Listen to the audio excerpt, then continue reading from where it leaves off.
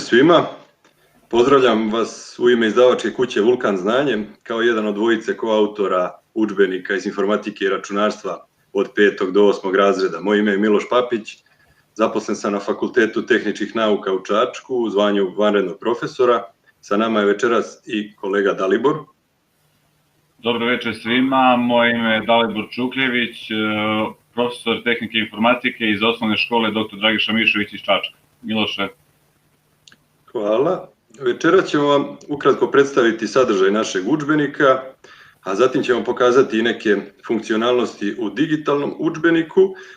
Za početak, ono što nastavnici dobijaju kao i svake godine uz štampani primjerak udžbenika, dobija se i kod za digitalni udžbenik, s tim što se taj kod razlikuje od onoga koji dobijaju učenici, jer nastavnici imaju pristup Mozabook platformi i mogu samostalno dodavati izvesne sadržaje u digitalni udžbenik. Uz udžbenik tu je priručnik za nastavnike, imamo globalne i operativne planove i pripreme za svaki čas. Pravimo i 15-minutne testove ovoga puta, tako da će 15-minutni testovi su malo kasnili za prethodne razrede, ali ćemo se odužiti i bit će komplet isti kao i u 8. razredu, dakle i mlađi razredi će dobiti te 15-minutne testove. Što se tiče samog udžbenika iz informatike i računarstva za 8. razred, pisan je po programu nastave i učenja, naravno podeljen je u 3 oblasti, praksa je takva od 5. razreda, prva i treća oblast imaju po 9 lekcija u 8. razredu, druga je nešto kraća, ima 3 lekcije. Ovdje ću vam sad pokazati na ovom slajdu neke od naših dodatnih blokova. Ko je koristio naš udžbenik je već upoznat sa njima, nismo ih menjali od 5. razreda, to su blokovi Info Plus, Saznaj više, Rečnik, Zanimljivosti i tako dalje, a ovo vam pokazujem zbog jednog novog bloka, to je blok sa citatima Nikole Tesle, našeg najvećeg naučnika. Dodali smo ga iz nekoliko razloga, pre svega da ga sačuvamo od svojatanja, naravno iz okolnih zemalja, a drugo, da bi učenici stekli neku širu sliku o ovome što se danas koristi putem računara, dakle da je automatizacija koja danas doživljava svoj procvat, da su se te ideje rodile mnogo pre pojave samih računara. Naravno, te citate sa Nikole Tesle smo dodavali u lekcijama, kroz lekcije gde se oni uklapaju u datu tematiku.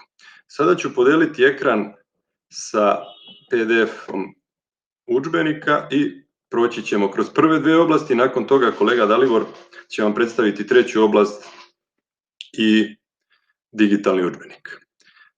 Ko je koristio naš udžbenike zna da naša svaka oblast, a ponegde i svaka lekcija, gde god je to moguće, ima neku uvodnu priču, pa tako i u 8. razredu. Ta uvodna priča služi kao podsjetnik i da se pođe od nečeg što je učenicima poznato, da bi učenici stekli širu sliku o tematici i da mogu lakše kasnije da savladaju sadržaje koji se u toj oblasti nalaze. Na samom početku udžbenika govorimo o pojmovima podatak informacija, o kojima je govoreno još u 5. razredu, ali je sada veoma važan taj tabelarni kontekst. I na ovom jednostavnom primjeru tabele sa rezultatima takmičenja učenika iz neke 3 sportske discipline, evo malo ću uvećati, mi pokazujemo kako to tabelarni kontekst od podataka pravi informacije. Govorimo o tome šta je obrada, a šta analiza podataka, to objašnjavamo učenicima, zatim im predočavamo u kojim situacijama je pogodno koristiti ove programe za tabelarne proračune i onda imamo već na narednoj strani primjer kako je ona tabela s početka pravilno strukturirana. Pre toga smo predočili nekoliko važnih pravila, pre svega da ime i prezime ne treba pisati u jednoj koloni, da je poželjno dodati redne brojeve po kojima se takmičari, na primjer učenici, zapisi sa istim imenom i prezimenom mogu razlikovati, takođe pogodni su kod sortiranja tabela i tako dalje. Pominjemo pojmove kao što su entitet, atribut, zapis, jer je to traženo programom nastave i učenja, i zatim na ovom primjeru sve kasnije operacije u Excelu pa i u Jupiteru objašnjavamo. Znači koristimo jedan isti primjer kroz ceo udžbenik. To je na samom početku jedna od prednosti. Evo ovde vidite jedan, na primjer, citat Nikole Tesle kao analogiju o 5G tehnologijama, internetu stvari i tako dalje. Tek u drugoj lekciji prikazujemo radno okruženje programa za tabelarne proračune, kako ono izgleda, od čega se Excel sastoji. Naravno, koristimo Excel kao najpoznatiji softver. Prikazujemo kako se učenici mogu kretati, odnosno korisnici Excela kroz radnu tabelu, kako da unesu podatke, i centralna tema ove lekcije jeste da onu tabelu sa rezultatima takmičenja učenika prerade u Excel, odnosno da unesu one podatke u Excel. Samo to. Tek od treće lekcije mi prikazujemo kako te unete podatke učenici da formatiraju. Dakle, nije dovoljno samo da ih pravilno strukturiraju, već i da ih formatiraju kako bi ti podaci bili pregledniji za kasniju analizu. Na samom početku dajemo neki predlog kako bi tabela trebalo da bude formatirana, a onda kroz delove ove podlekcije prikazujemo korake kako će do toga doći, do tog rezultata doći. Za svaku od ovih operacija mi smo snimili kratke video zapise. Evo, da ne bude prelamanje teksta u ćelijama, to je bilo prošlog puta, može, na primjer, formatiranje podataka. U digitalnom udžbeniku će se u marginama ovde naći ikonice koje vode ka kratkim video snimcima, na kojima ono što je objašnjeno tekstom i slikom objašnjamo i kroz video zapis. Dakle, jedno dodatno i smatramo veoma važno didaktičko sredstvo koje možete koristiti u nastavi i kako bi olakšali posao i sebi, a kako bi imali nesumnjivo postignuće sa učenicima. Pored video snimaka, mi ćemo, odnosno već smo obradili, već smo napravili fajlove koji će se takođe naći u digitalnom udžbeniku na kojima učenici mogu da vežbaju upravo to. Dakle, to su isti ovi fajlovi koje smo mi koristili. Dalibor će vam kasnije to pokazati. Kroz celu prvu oblast smo umetali takve fajlove. Ovo je, na primjer, nešto što učenici dobijaju na kraju ove lekcije, što bi trebalo da nauče i kad formatiraju tabelu i kad malo iskoriste neke opcije spajanja ćelija, bojanja i tako dalje. U četvrtoj lekciji, govorimo o formatima podataka u ćelijama, najpoznatiji kao tekstualni i brojčani, pa onda podtipovi, odnosno formati brojčanih podataka, i uvodimo formate datuma i vremena. S tim u vezi, onaj primer s početka, cela četvrta lekcija govori o tome, a za kraj te četvrte lekcije dajemo zadatak da umetnemo još dve kolone u onu tabelu, a to su datum rođenja, vreme rođenja, pa i još dve, visina i težina učenika. Dakle, isti primer, samo smo ga malo proširili da bismo objasnili datum i vreme kao posebne tipove podataka, i nadalje odavde koristimo ovako proširenu tabelu.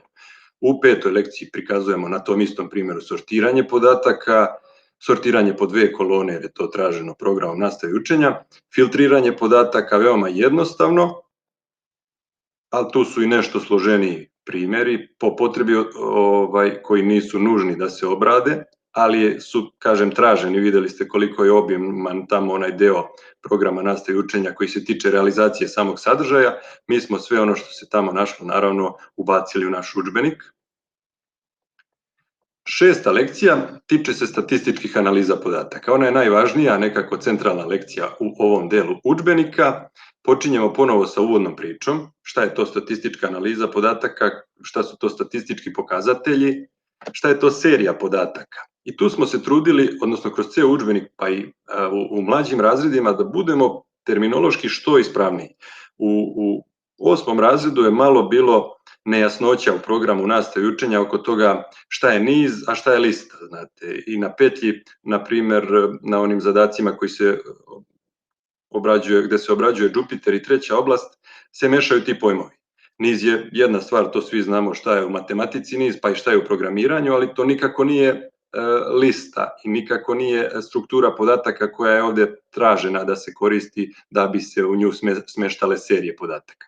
Ovde uvodimo jedan novi primer koji kasnije povremeno koristimo, dakle i dalje se zadržavamo na onom starom, ali uvodimo iste one učenike iz tabele sa rezultatima takmičenja i njihove ocene, na primjer zaključne ocene na kraju polugođa ili školske godine. Zašto? Da bismo pokazali da se serije mogu nalaziti u specifičnim situacijama i u redovima, samo kada su podaci u celoj tabeli istovetni, naravno. Ali naravno je češći slučaj da se nalaze u kolonama i tako nadalje obrađujemo ostale sadržaje. Prikazujemo upotrebu osnovnih funkcija iz palete AutoSum, upotrebu ostalih ugrađenih funkcija, kao primjer tu je funkcija if, poseban deo lekcije bi bila uslovna statistika gde ove tri funkcije count if, average if i sum if obrađujemo i prikazujemo šta sa njima može da se postigne, dajemo neka pitanja i pomoću tih funkcija učenici treba da odgovore na postavljena pitanja. Upotreba formula je sadržaj za kraj ove lekcije i u okviru toga naravno adresiranje ćelija u formulama, apsolutno relativno, ovde na ovom primjeru pokazujemo zašto je nekada poželjno apsolutno adresiranje, prikazujemo i mešovito adresiranje i to je to što se 6. lekcije tiče. 7. lekcija govori se o grupisanju podataka i grupnoj statistici. Mi smo je obradili sa dva stanovišta. Prvo je upotreba funkcije subtotal i u okviru toga umetanje međuvrednosti za definisane neke grupe podataka, znači posebno za devojčice, posebno za dečake, pa opet primjena onih funkcija iz prethodne lekcije osnovnih, a drugo stanovište kojima smo obradili grupnu statistiku su izvedene tabele, odnosno pivot tabele. Trudili smo se da primjer bude što jednostavniji, isto smo koristili onu tabelu koju koristimo kroz ceo udžbenik sa rezultatima takmičenja učenika.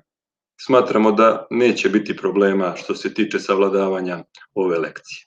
8. lekcija je vizualizacija podataka, tiče se naravno izrade grafikona. Mi na početku pokazujemo koji su to najčešći tipovi grafikona koji se mogu koristiti u Excelu i kada je pogodno da se koji od njih koristi. To je vrlo važno, da učenici znaju kad koji treba da primene, a tek nakon toga pristupamo objašnjavanju kako se izrađuju grafikoni i kako se oni uređuju. Na poznatom primjeru, naravno.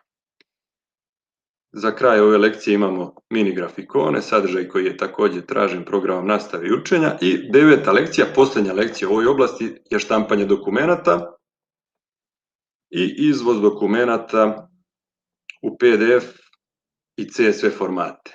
CSV format je vrlo značajan za treću oblast, o tome će kolega Dalibor malo kasnije. Na kraju oblasti tu je test znanja po ustaljenom običaju, test znanja na 2 strane i dolazimo do druge oblasti, digitalna pismenost. Prva lekcija u digitalnoj pismenosti jeste tabele u oblaku.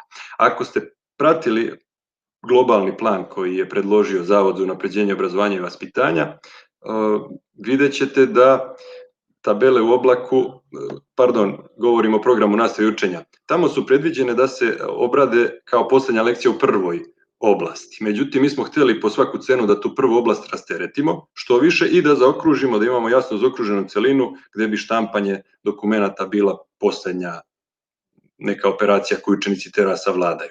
A tabele u oblaku su i po svojoj prirodi nekako sadržaj koji je više pogodan za tu digitalnu pismenost.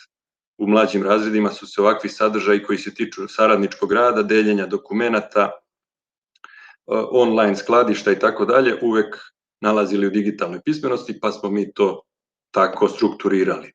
I kad govorimo o strukturi, mogu da se pohvalim, pomenuo sam taj globalni plan koji je ZUOV radio, uporedit ćete njega i uporedit ćete sadržaj našeg udžbenika, vidjet ćete da je to veoma slično. Dakle, možda je rađen čak i po našem udžbeniku, na šta smo ponosni. Podsećamo učenike na deljenje fajlova na 2 načina i u okviru ove lekcije imamo sadržaj koji smo nazvali vizualizacija podataka na webu. Govori se o infograficima. Zašto vizualizacija podataka na webu? Pa pravimo analogiju sa vizualizacijom podataka u Excelu. Na webu se veoma često susreću infografici i ovo je označeno kao veoma važan sadržaj u programu nastave i učenja. Međutim, tamo je sugerisano nastavnicima da oni samostalno izrade video tutoriale ili neke druge vrste tutoriala, odnosno da upute učenike da ih samostalno savladaju, pa da ih kasnije koriste kroz projektni zadatak. Mi nismo htjeli to da prepustimo slučaju. Vrlo koncizno na 2 strane smo ovaj sadržaj obradili i to u poznatom okruženju. Evo vidite ovdje prepoznajete PowerPoint.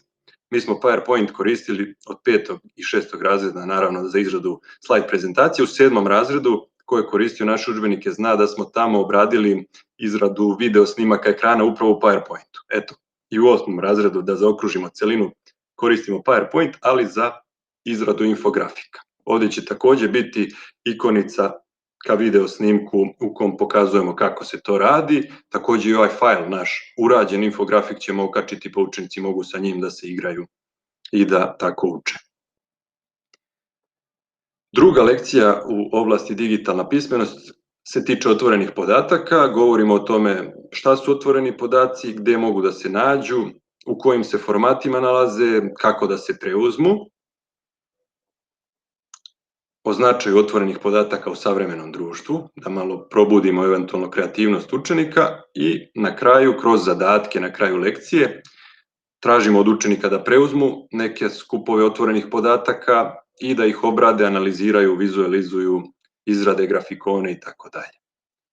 Dakle, nijedna lekcija se u udžbeniku ne nalazi da bi se našla tu, niti bilo koji sadržaj, već kroz svaki sadržaj mi pravimo kako unutar predmetnu, tako i međupredmetne korelacije, vertikalne, horizontalne, kako god, vidjet ćete. Treća i posljednja lekcija u ovom delu, zaštita ličnih podataka, to je sadržaj koji se od 5. razreda učenicima izlaže, također i bezbednost dece u digitalnom dobu. Mi smo se osvrnuli na ono što su učenici saznali u mlađim razredima, ali smo i malo proširili njihova znanja. I sa ovom lekcijom se završava druga oblast, tu je projektni zadatak. Na kraju prvog polugodišta vidjeli ste u programu nastave učenja 10 časova je bilo opredeljeno za projektne zadatke. Mi smo za prvi projektni opredelili 4 časa. Učenici bi trebalo da pronađu neke podatke na internetu ili da ih preuzmu kao skupove otvorenih podataka ili da izvrše merenja pa tako prikupe neke podatke, a zatim naravno saradnički rad je veoma značajan, da te prikupljene podatke obrade, analiziraju, vizualizuju, pripreme za štampu, izvezu u PDF i da izrade infografik. Od 5. razreda je uvek bilo do 7. da se pravi PowerPoint prezentacija i na posljednjem času iz projektnog ciklusa da se to izlaže pred odeljenjem, a u 8. razredu se pravi infografik pa se tako, evo ovdje to ilustrativno pokazano, pa se tako prikazuju rezultati projekta. Opet je tu test znanja za drugu oblast i kolega Dalibor će sada prikazati treću oblast, ja ću isključiti deljenje, a pre toga samo da napomenem, pošto nisam to zaboravio sam na početku da kažem, udžbenik je odobren još 4. septembra i može se koristiti u nastavi, ali kao neko dodatno sredstvo ne možemo. Ove godine nije se našao u katalogu jer 1. tek februara sledeće godine je presek stanja što se kataloga tiče i nakon toga će moći da se bira za iduću školsku godinu. A ove će se naći veoma skoro u maloprodajnim objektima i moći ćete vi da ga koristite, eventualno da uputite učenike, ali neobavezujuće. I još jednu stvar da kažem, na kraju ove naše prezentacije imat ćete vremena da popunite upitnik. U upitniku ćete naznačiti da želite da dobijete udžbenik i naši saradnici će udžbenike odneti u škole, pri čemu svaka škola će dobiti jedan primerak na poklon. Nemamo promotivnih primeraka iz prostog razloga što je udžbenik odobren, tako da je to što će se koristiti. Evo reč prepuštam Daliboru, pa ćemo opet na kraju malo prodiskutovati. Hvala Miloše, dobroveče svima vama još jednom u moje ime. Kao i po ustaljenom običaju, ja ću nastaviti sa prezentacijom ove treće oblasti, odnosno oblasti računarstva, koja je sigurno za sve vas veoma interesantna, posebno zbog činjenice da se mi kao nastavnici prvi put susrećemo sa Jupiterom i sa programiranjem pomoću programskog jezika Python u ovoj aplikaciji, tako da nadam se da će vam sve ovo biti interesantno večeras što ćete čuti od nas. Dakle, po nekom ustaljenom običaju, mi smo u trećoj oblasti također u startu imamo uvodnu lekciju koja sadrži za pojašnjenje nekih osnovnih pojmova koji su potrebni za razumevanje gradiva u nastavku. Ovdje na samom početku govorimo o podacima kao osnovnom resursu te četvrte industrijske revolucije, nauci o podacima i veštinama koje su potrebne za obradu, odnosno za bavljenje ovom naukom. Naravno, odmah nakon toga navodimo programski jezik Python, trenutno kao jedan od najpopularnijih programskih jezika na svetu koji koriste specijalisti za obradu i analizu podataka, odnosno ljudi koji se bave naukom o podacima. I ovdje ukratko podsjećamo učenike na one ugrađene funkcije iz osnovne Pythonove biblioteke kojima se mogu obavljati jednostavne analize unetih parametara, odnosno ulaznih podataka, kao i analize elemenata lista. Zatim, nakon toga ukratko predstavljamo dve biblioteke Pandas i Matplotlib, koje će učenici koristiti u nastavku, i prikazujemo dva primjera koja su pisana pomoću funkcija iz ovih dveju biblioteka. Naravno, sve to u okruženju koje je učenicima poznato, a to je Pythonov editor, odnosno Pythonova konzola. Dakle, krećemo od njima poznatog okruženja i odmah posle toga pokazujemo učenicima kako izgleda u jednom bloku Info+, kako izgleda postupak instalacije ovih dveju biblioteka pomoću komandne linije i onog čuvenog pip alata. Nešto kasnije ću vam predstaviti kako otprilike izgleda taj digitalni udžbenik. Za sada ću, kao i Miloš, cijelu treću oblast vama predstavljati ovako iz PDF-a. Nakon ovog uvodnog dela mi prelazimo kratko na predstavljanje Jupitera i navodimo koje su njegove prednosti u odnosu na Excel kada se radi o analizi tabelarnih podataka.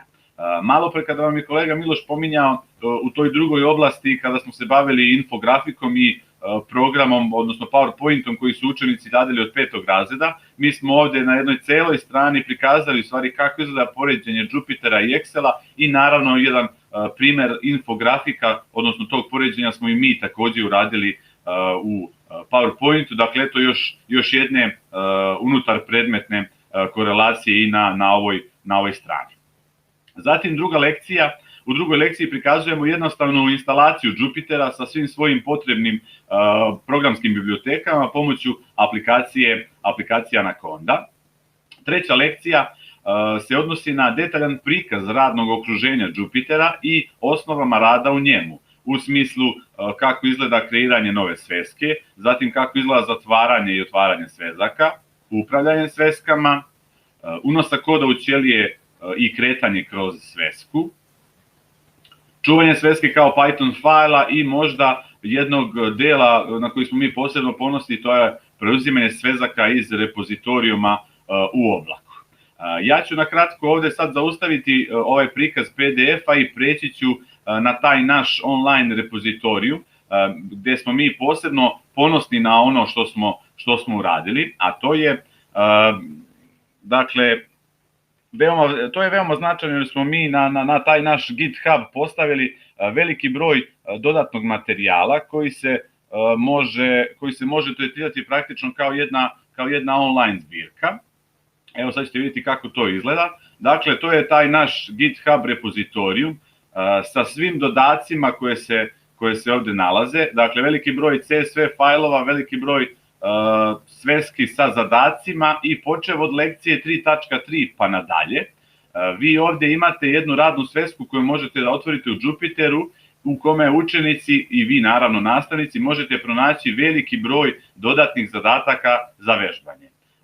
Dakle, praktično to je jedna online zbirka. Kako to izgleda, evo sad ćete vidjeti i u Jupiteru. Dakle, na primjer, lekcija 3.5, kada se pokrene,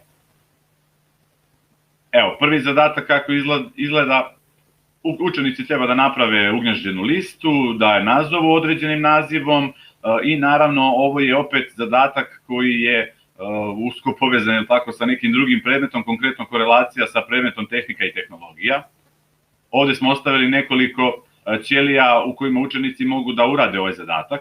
Drugi zadatak je vezan za hemiju, treći zadatak vezan za geografiju, četvrti zadatak, veliki broj, kažem, CSV fajlova i tako dalje, da vam sve sad ne pokazujem. Praktično od lekcije 3.3 pa nadalje učenici imaju veliki broj primjera za vežbanje i vi nastavnici naravno ne morate toliko vremena da provodite u pripremanju časa, odnosno u pripremanju nastave.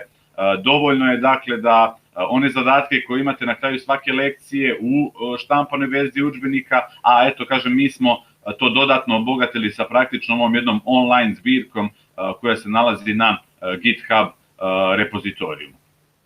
Evo opet se vraćam na PDF, samo trenutak.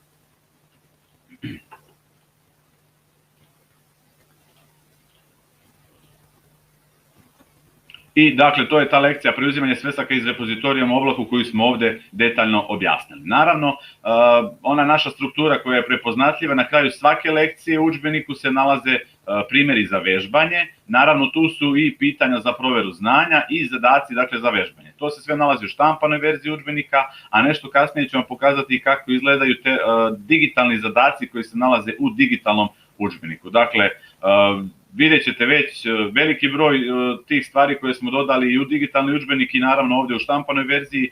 Sve imate na dohvat ruke i vi i vaši učenici, zaista veliki broj kolega se možda u startu uplašio kako će to izgledati, da li ćemo mi uspjeti da prenesemo njima sve to što je propisano nastavnim planom i programom i odnosno ta težina Jupitera koju donosi on, da li ćemo uspjeti đacima sve to da objasnimo. Ja mislim da ćete uz pomoć svega ovoga to bez problema uraditi. Četvrtu lekciju započinjemo navodima da se pojedinačne serije podataka u Pythonu, odnosno u Jupiteru, zapisuju u obliku lista i ovde prikazujemo nekoliko primjera u Jupiteru kao i primjenu osnovnih funkcija iz Pythonove biblioteke kojima se liste mogu analizirati. Zatim, nakon toga predstavljamo strukturu pod nazivom serija koja je deo naravno biblioteke Pandas i kako to izgleda kada se od liste prave serije i primere koliko je u stvari jednostavna analiza, njihova analiza u odnosu na klasične liste. Potom prikazujemo osnovne statističke funkcije, dakle tu su sortiranje, filtriranje, zatim preslikavanje serije podataka i njihova frekvencijska analiza. Nakon toga dolazimo do pete lekcije koju počinjemo sa primjerom upotrebe ugnježđenih lista u kojima se mogu sačuvati, odnosno predstaviti i analizirati tabelarni podaci, a odmah nakon toga prelazimo na predstavljanje čuvene strukture data frame i pokazujemo kako se ona pravi od ugnježđene liste, odnosno kako se takva tabelarna struktura može izvesti u različite formate. Ovdje smo naveli kako izgleda, na primjer, čuvanje tabele u različitim formatima, konkretno CSV i Excel formatu, dakle to su neki od primjera. Naravno, malo pre kada sam vam rekao za taj naš GitHub repozitorijum, mi smo u digitalni udžbenik iz prve dve oblasti kačili u digitalni udžbenik, dakle, fajlove Excel koje su pripremljeni za vas, nastavnike i za učenike i da automatski možete da pomoću njih radite te vežbe na času, a naravno treća oblast, programiranje, sve se nalazi od ovih CSV, Excel fajlova i ovih Jupiterovih sveski, sve se nalazi na tom našem GitHub repozitorijumu. Dakle, to je to što smo rekli da taj značajan deo tog našeg GitHub repozitorijuma i onoga što se nalazi na tom našem repozitoриjumu. Nakon toga dolazimo do nekih lekcija u kojima mi prikazujemo u stvari sortiranje i filtriranje tabelarnih podataka u Jupiteru. Zatim, na 175. strani kako izgleda statistička analiza tabelarnih podataka. Sljedeća lekcija 3.8 grupna statistika i naravno lekcija 3.9 to je vizualizacija podataka, dakle pomoću funkcija koje se nalaze u biblioteci Matplotlib. Naravno tu dolazimo i do jednog veoma konkretnog primjera koji smo dali u ovom udžbeniku na strani 204 i ovaj posljednji primjer u udžbeniku predstavlja sintezu svog znanja koje su učenici stekli iz programiranja od 6. razreda. Ja ću vam sada ukratko ispričati šta je to sve što smo mi ovde kroz ovaj primjer obuhvatili. Sigurno će vam u startu delovati onako malo konfuzno i malo komplikovano, ali verujte mi, sve je to lepo objašnjeno i učenici su to praktično učili od početka 5. razreda, 6., 7. i sada ovde u 8. i sve to što su oni naučili mi smo primenili ovde u jednom primjeru. A šta je to što smo mi primenili? Pa dakle, na samom početku mi ovde imamo definisanje promenljivih i dodeljivanje vrednosti promenljivama, zatim brojačku petlju u kojoj je ugnježđena naredba višestrukog grananja sa složenim uslovima u kojima se koriste logički operatori da bi se izvršila intervalna frekvencijska analiza podataka iz date tabele. Zatim imamo definisanje rečnika i na kraju upotrebu elemenata rečnika u vidu ključeva i vrednosti za prikaz parčića pite i oznaka u legendi na jednom pita grafikonu. Dakle, ovo je jedan sveobuhvatan primer, a opet on je veoma detaljno objašnjen i on je koncizan i jasan. To je ukratko sve što smo mi pripremili za učenike u toj trećoj oblasti. Nadam se da ste uspeli da shvatite sve i da će vam sigurno ovo pomoći u nastavi. Naravno, na kraju te treće oblasti dolazimo do drugog projektnog zadatka. Drugi projektni zadatak može da se uradi za 2 nedelje, iako smo mi predvideli da se on radi 4, jer se praktično radi sve kao i na kraju prve 2 oblasti, odnosno kod tog prvog projektnog zadatka. Jedina razlika je u tome što se sada radi u drugom okruženju, odnosno sada se to radi sve u Jupiteru. Još jedan iskorak koji smo mi ovde napravili, mi smo, evo, na primjer, konkretno ovde faza 4, kaže, u ovoj fazi se radi kod kuće, ona traje narednog časa, da biste realizovali zadatke, potrebno je da proučite sadržaj sveske pod nazivom 3.10 vizuelna prezentacija sveske. Evo sad ponovo se vraćam na taj naš GitHub repozitorijum i da vidite šta je to što se tamo nalazi. Mi smo, pored svih onih fajlova, okačili i lekciju koja se zove 3.10 vizualna prezentacija sveske i naravno ako ovo pogledate malo bolje, dakle isti je dizajn i sve kao iz udžbenika, s tim što se to ne nalazi u štampanoj verziji udžbenika, nego se nalazi na našem repozitorijumu i ovde je objašnjeno kako izgleda pomoću jezika Markdown, kako učenici mogu da formatiraju neki tekst, da dodaju neki link i tako dalje i tako dalje. Dakle, nešto što će im sigurno pomoći u tom projektnom zadatku. Pokušavam samo da se setim da li sam još nešto preskočio. Aha, dodatak još jedan. Evo samo da se vratim ponovo u PDF, nemojte mi zameriti.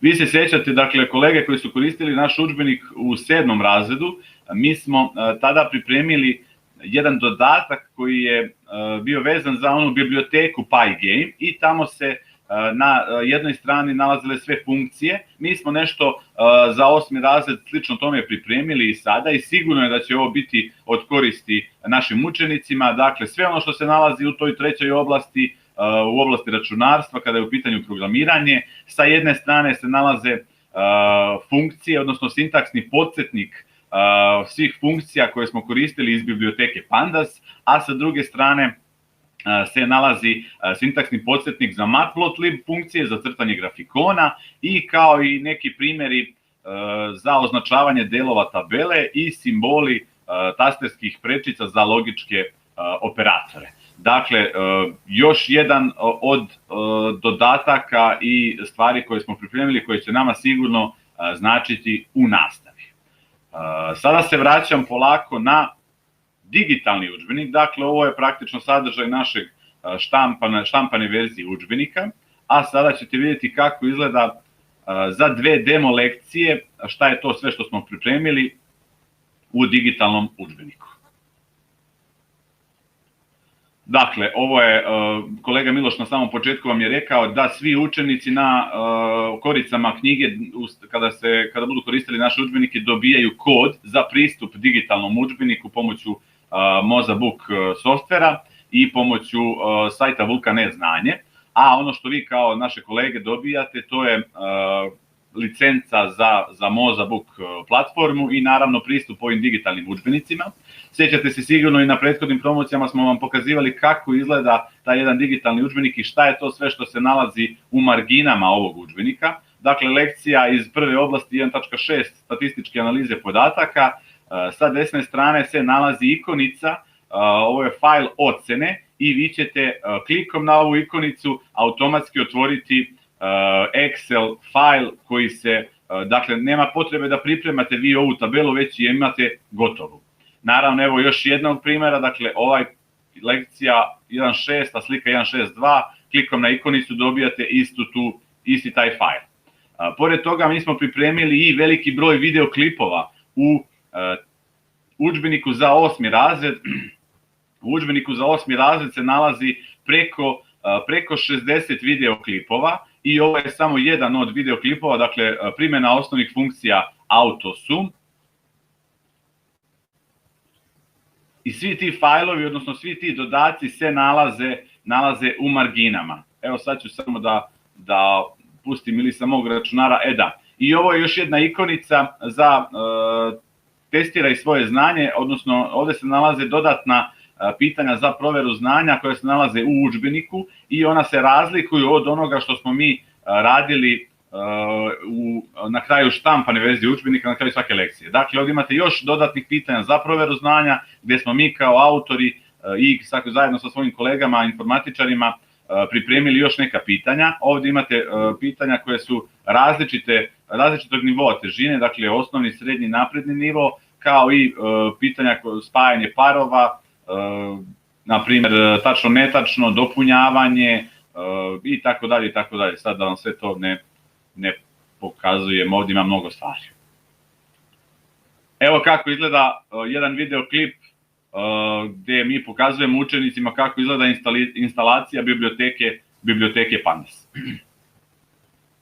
Ovih videoklipova u našem udžbeniku za 8. razred ima preko 60.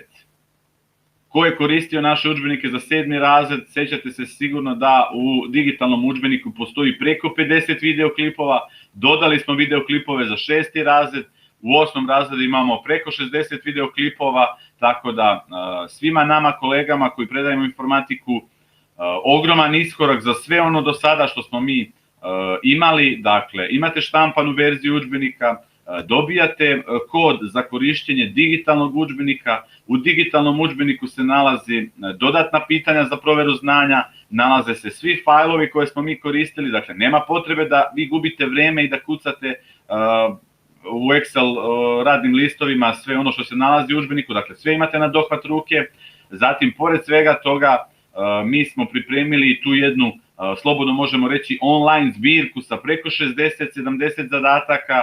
Njoj možete pristupiti bilo kada, već i sada možete da je pristupite. Za svaku lekciju, počev od 3.3, možete vidjeti kako izgledaju ti dodatni zadaci, naravno korelacija sa svim drugim predmetima, sve na dohvat ruke i bez obzira, dakle, da li smo mi u učionicama imamo ili ovakve ili onakve računare, kažem, to sam i na prethodnom webinaru pomenuo, sigurno je da imamo problema i da se susrećemo sa različitim učionicama, da li imamo internet, da li nemamo internet, da li je operativni sistem Windows 7 ili Windows 10, ali ovo što smo mi pripremili u digitalnoj verziji udžbenika, u štampanoj verziji udžbenika, sigurno će pomoći svima vama, to je nesumnjivo i naravno učenici će bez problema moći da savladaju sve ono što smo mi pripremili u 8. razredu. Miloše, ja bih zamolio samo tebe ako se sjetiš još nečega, da li sam zaboravio možda nešto da pomenem ili ako imaš još nešto da dodaš? Ne, to je to što sve smo rekli što se sadržaja tiče. Evo samo ćemo pustimo prezentaciju za slajd sa mail adresom i sa brojem telefona. Uglavnom je većina pitanja bila vezano za dobijanje udžbenika, kodova i slično, to su pitanja upravo za službu marketinga. Ja sam video jedno pitanje, postavio je Ivica, odnosno sugestiju, kaže sadržaj štampanog treba jasno odvojiti od sadržaja digitalnog, odnosno online, od offline. Potpuno se slažemo sa tim i da ne postoje digitalni udžbenici, mi smo osmački udžbenik pisali tako i sve prethodne naravno, da učenik od prve lekcije počne da pravi jedan mali primjer koji kasnije proširuje kroz zadatke na kraju lekcije i u samim lekcijama. A ovo što imamo dodatne fajlove u digitalcu i video snimke i online repozitorijum je samo plus, odnosno samo tu da olakša vama posao da ne pripremate nikakve dodatne sadržaje. Ovo što se nalazi na online repozitorijumu je praktično zbirka zadataka za 8. razred. Mi smo je napravili iz prostog razloga što na petlju, osmačku petlju, nismo mogli da upućujemo učenike kroz naš udžbenik. Jednostavno sadržaji tamo su diskutabilni. hajde da tako kažem. Ne poštuju se neka pravila, na primjer ime, prezime u posebnoj koloniji. Stubičasti dijagram se naziva histogramom i tako neke suštinske nejasnoće, hajde tako da kažemo. U sedmačkom i u šestačkom udžbeniku smo naravno upućivali učenike na neke dodatne zadatke na petlju, ali ovom prilikom želim da najavim da ćemo i za 6. i 7. razred uraditi online zbirke zadataka i postaviti ih upravo na GitHub. Učenici se upoznaju sa GitHubom tek sredinom 8. razreda, tako da oni neće imati pristup tome, ali je to za vas nastavnike kao dodatni zadaci, za nadarene učenike, za rad na sekciji, pa i na časovima u zavisnosti od toga kako je odeljenje. Takođe uradit ćemo i 5. razred, zbirku zadataka za 5. razred kad dođe vreme. Ko je koristio naše udžbenike upoznat je verovatno sa tim da je odobrenje 5. razreda malo zakasnilo i time je izmaklo da se uvrsti u katalog, tako da smo 3 godine na neki način zapostavljeni s 5. razredom, ali evo, već je prošlo još godinu dana, pa će i taj 5. moći da se bira i vidjet ćete onda jednu jasno zaokruženu celinu naših udžbenika. Do zbirke možete doći, Dalibore, možeš ti da pustiš link ka Vulkan repozitorijumu na GitHubu, dok ja pogledam još neko pitanje. Pretu da postavim, zamolio bih samo i koleginicu Aleksandru. Slažem se, ne bih da kritikujemo, to je kolega pisao iz Novog Sada, sve je tu od sadržaja, ali vidjet ćete, evo, kad budete dobili primjerak udžbenika, kad budete uporedili kako smo mi obradili, evo na primjer sadržaj koji se tiče grupne statistike u 3. oblasti, vidjet ćete koliko je to jednostavno u stvari. Udžbenik ima dosta sadržaja, ali nema tu mnogo programiranja, već programerskog načina razmišljanja. To je samo primjena ugrađenih funkcija i u Excelu i u Jupyteru. A mi smo to rešili na mnogo jednostavniji način, vidjet ćete. Evo sad da prelistam još neko pitanje, uglavnom su to, znači, bilo što se tiče marketinga, dobijanja udžbenika.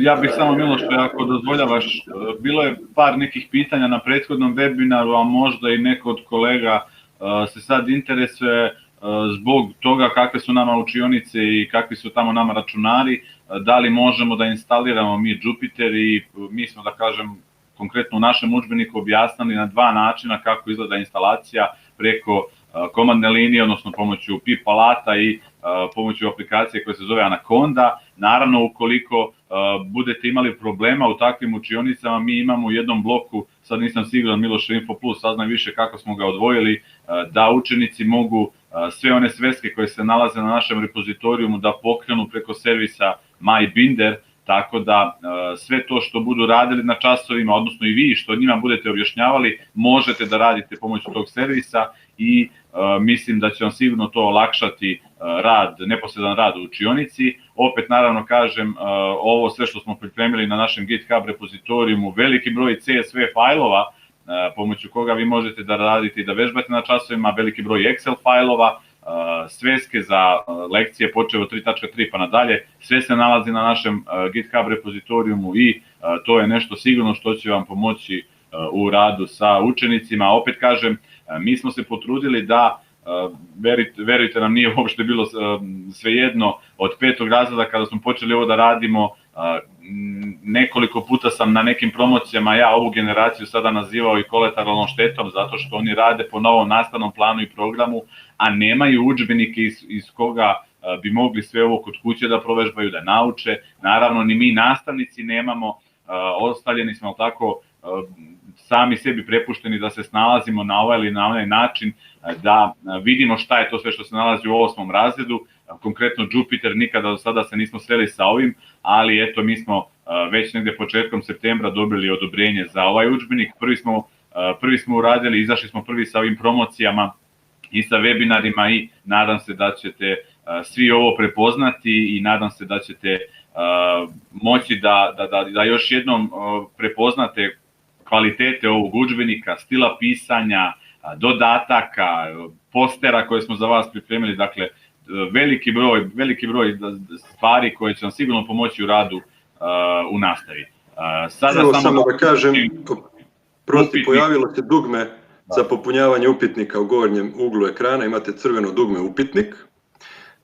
Evo, bilo je pitanje kada će biti 15-minutne 15-minutne za mlađe razrede, vrlo brzo, upravo radimo sad, završamo snimke za 8. razred, pripreme za 8. razred, što smatramo da je ipak važnije, globalni plan naravno napravljen, operativni takođe, 15-minutni idu odmah nakon toga.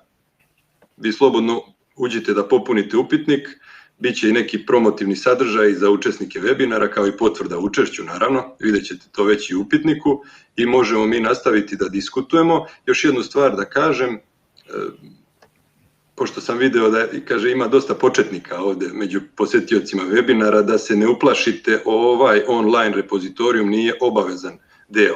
Možete u potpunosti bez toga raditi. To je samo, kažem, zato što nismo hteli da upućujemo na petlju, nismo imali praktično na šta, zato smo mi napravili taj dodatni sadržaj. U potpunosti je dovoljno da urade učenici primere samo iz udžbenika, da se početnici ne uplaše.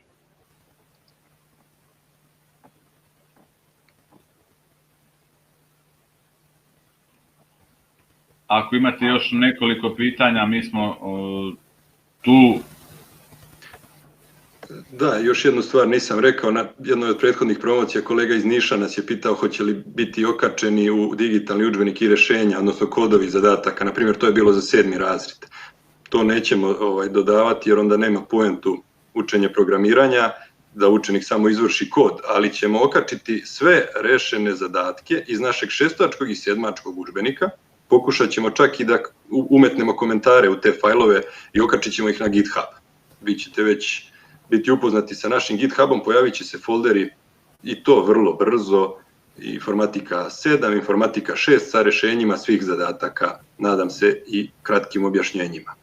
Evo ja ću, Miloš, da dodam samo, sad kad si to pomenuo, samo trenutak da vidim, podelit ću ekran da kolege mogu da vide šta je u stvari to što smo mi uradili. Dakle, na našem... Mislim da trenutno popunjavaju, oprosti, upitnik, pa ne može sad baš. Hajde kad se završi ovih 7 minuta još ima za popunjavanje upitnika, pa onda. Okej.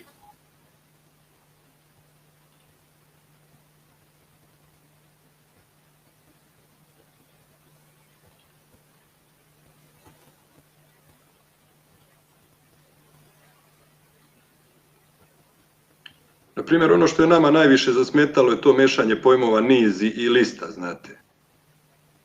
Rekli smo već, niz je jedna stvar, uči se u matematici, uči se u programiranju, potpuno je druga struktura od liste, ne može se nikako poistovetiti.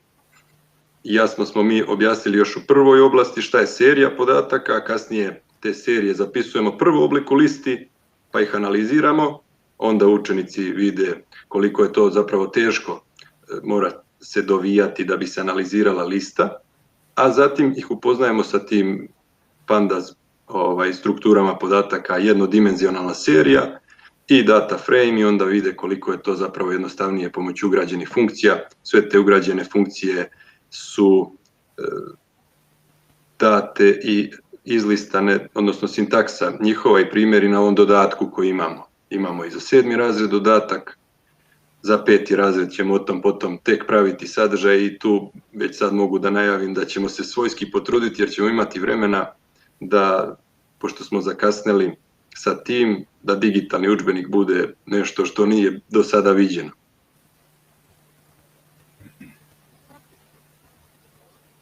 Da, Jupyter, mislim to je najmanji problem ako ćemo tako, ali to je nešto sa čim treba biti načist, odnosno usvojiti termine jasne, razložne i uvek se držati toga.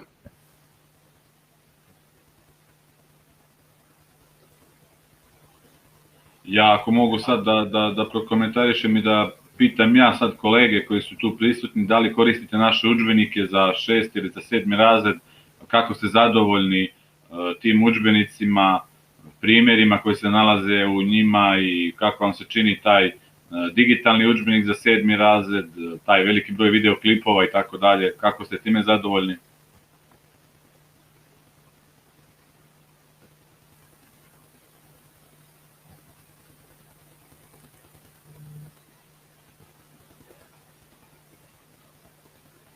Dobro, ima jedan odgovor, ne, nažalost. To onda je vjerovatno ona praksa kad direktori biraju. Hvala.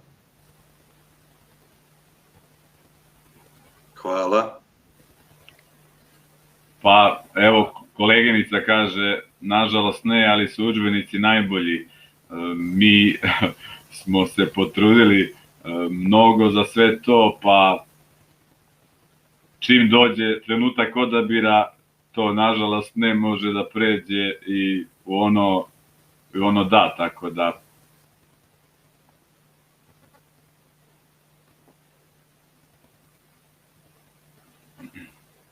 Svakako možete pisati i u ovoj službi marketinga neka pitanja za nas, mada možete naći moj mail na internetu, vrlo jednostavno je Daliborov takođe, neke sugestije za neke prethodne stvari u udžbenicima. Ja ću ostaviti moj mail ako nekome od kolega zatreba za neko dodatno pitanje, za pojašnjenje ili kako god, tu smo i stojimo vam na raspolaganju.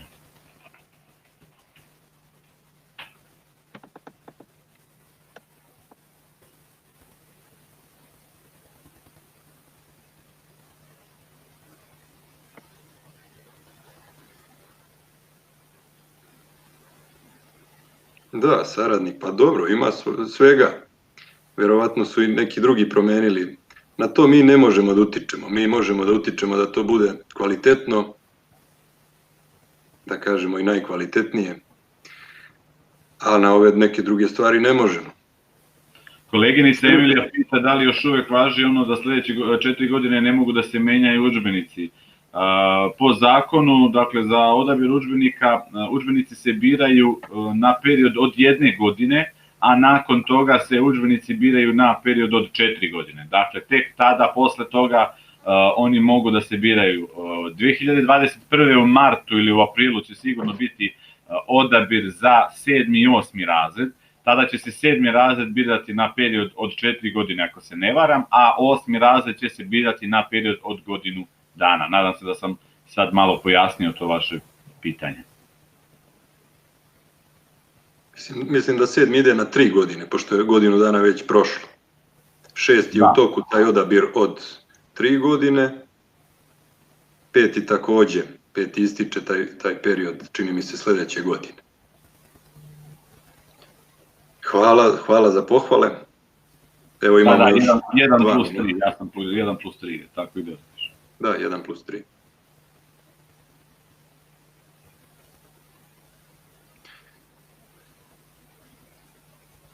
3. Da, udžbenik iz tehnike i tehnologije mislim da je već poslat na odobrenje i očekujemo da bude odobren u narednom periodu, tako da će moći da se bira za 8. razred, možda čak stigne i za drugo polugodište da se koristi u 8. razredu. Mi smo radili komplete materijala iz tehnike i tehnologije od 5. do 8. razreda, ali to na nekoj drugoj promociji. Da dodamo, Miloše, eto čisto kolege koji predaju informatiku možda predaju tehniku i tehnologiju, samo da kažemo da očekujemo odobrenje za udžbenik za 7. razred iz tehnike i tehnologije i naravno naš konstruktorski komplet. Naravno radili smo, kao što reče Miloš, i komplet za 8. razred, tako da vidjet ćete 7. i 8. razred takođe dosta toga novog smo pripremili za učenike. Sad kažem, ne znam koliko ovde vas sve to zanima, ima kolega koji predaju oba predmeta, neki predaju matematiku i informatiku, ali očekujemo i odobrenje za 7. i 8. tako da ćete u martu imati dosta toga za Vulkan da zaokružite. Napravit ćemo promocije i što se toga tiče, što se tiče tehnike i tehnologije kompleta. Možemo napraviti i sve od 5. do 8. retrospektivu šta smo radili. Ja sam predložio službi iz marketinga da naprave negde pred novu godinu ili ne znam ni ja kad je najzgodnije, oni će proceniti jedan ne webinar nego online sastanak sa svima vama pa da uživo ovako diskutujemo o problemima nastave. Ja sam prilično u to upućen. Evo imamo jedno pitanje, da li je udžbenik dovoljno pristupan deci u smislu da li imaju dovoljno objašnjenja i informacija. Upravo to je ono što sam ja isticao, da svaka naša lekcija ima neku uvodnu pričicu. Naprimjer, sortiranje i filtriranje podataka, mi govorimo prvo o tome gde su se oni sa tim susretali. Na nekim web shopovima, pa i na imenicima u pametnim telefonima se sa tim susreću. Dakle, polazimo od poznatog primjera iz života, a onda objašnjavamo one funkcionalnosti. I upravo to razlikuje naše udžbenike. Bez takvih stvari bi to bili priručnici.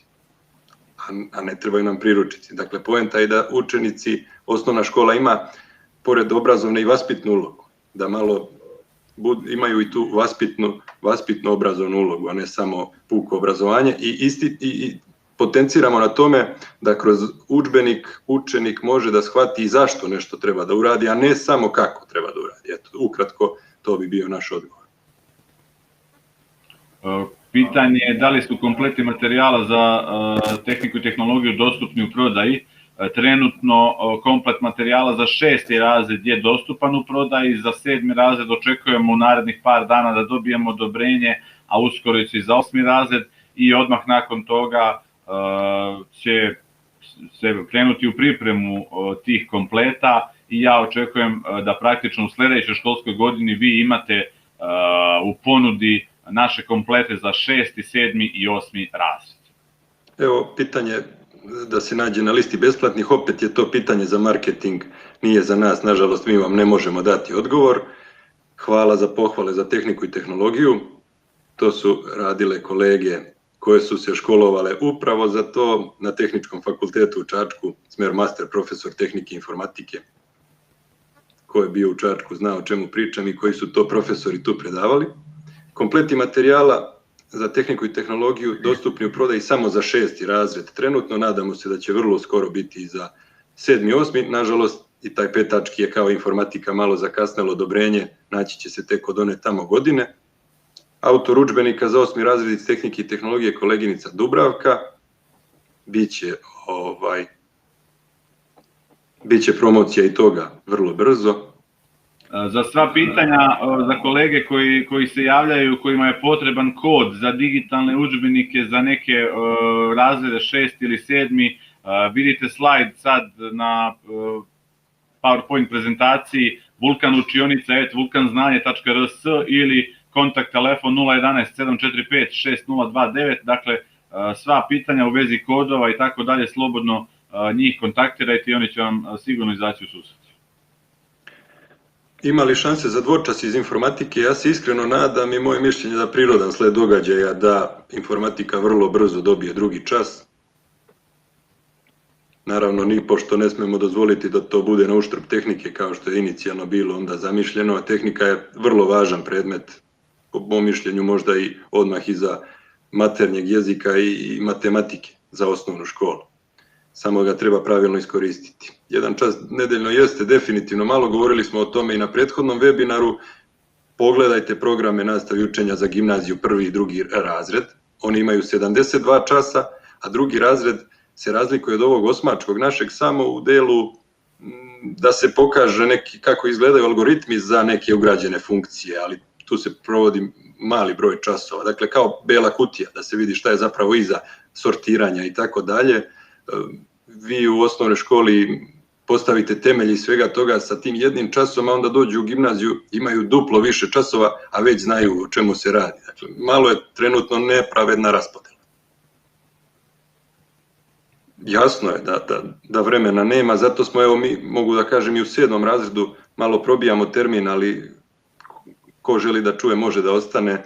U 7. razredu nismo radili, na primjer, i video igre u PyGame-u, animacije, reagovanje na događaje. Ti sadržaji nisu ni traženi programom nastave i učenja, samo su predviđeni kroz neku projektnu nastavu, svi ostali su ih obradili, valjda su se povukli onim što stoji na petlji, a petlja nije uopšte zvanično neko nastavno sredstvo. Mi smo podvukli jasnu crtu šta je to što učenik treba da zna, izrazite korelacije sa matematikom. U 6. razredu nismo radili složene strukture, liste, skupove, rečnike i torke, to smo tek obradili u 7. razredu, a videli ste poslednji primer 8. razreda, tek se tada vidi konkretna primjena rečnika na jednom primjeru. A kažem, neki su poleteli pa su obradili te sadržaje još u 6. razredu.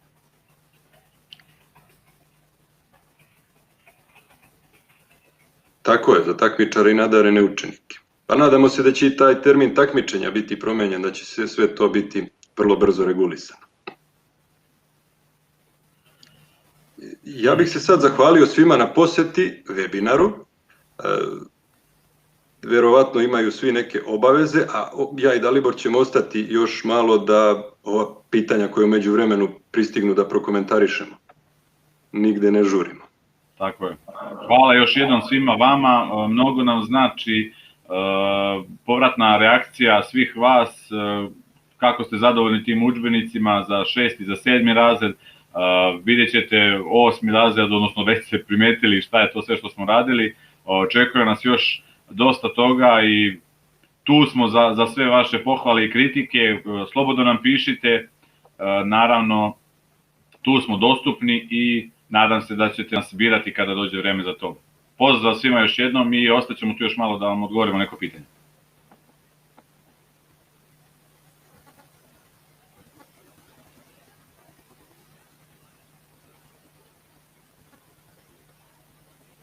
Svako dobro je vama, pozdrav, prijatno.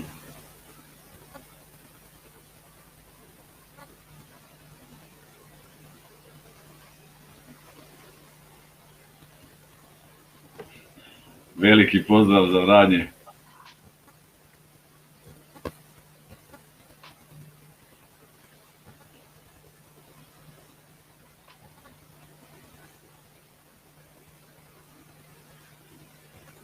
Koliko vidim, to je to što se tiče pitanja, Miloše, ja mislim da možemo polako da se javljujemo. Pozdrav.